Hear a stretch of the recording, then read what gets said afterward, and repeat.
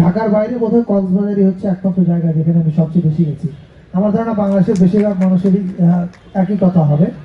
আমি প্রথমেই আমার কথা শুরু করতে চাই এই 36 দিনের যে অগ্নিঝরা আন্দোলন হয়েছে, এই জুলাইয়ের আন্দোলন, এই আন্দোলনে যারা প্রাণ হারিয়েছে তাদেরকে স্মরণ করে, এমনকি এবং যারা এই আন্দোলনে যুদ্ধ করেছে, অংশ নিয়েছে, তাদের সবার প্রতি শ্রদ্ধা জানিয়ে আজকে যে আমি এখানে বসে থাকতে পারছি, বা আমরা যে একটু পরে যে আমি কথা বলবো, কথা বলার আগে আমার ভাবতে হচ্ছে না আমি কি বলবো, আমি কিছু লিখেও আনিনি।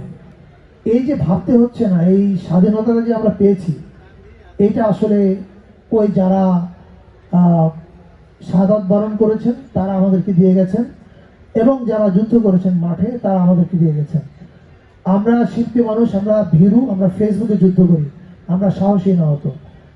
ওই সাহসীরাই কিন্তু আমাদেরকে নতুন বাংলাদেশটা দিয়েছে। আমি তাদের সবার প্রতি শ্রদ্ধা জানাই। আমরা সবাই জানি যে গণ অভ্যুত্থান বলি বা বিপ্লব বলি, এটা কিন্তু একটা সাংস্কৃতিক ঘটনা। মানে বাইরে থেকে দেখে মনে হয় যে এটা একটা রাজনৈতিক ঘটনা, কিন্তু আসলে সাংস্কৃতিক ঘটনা।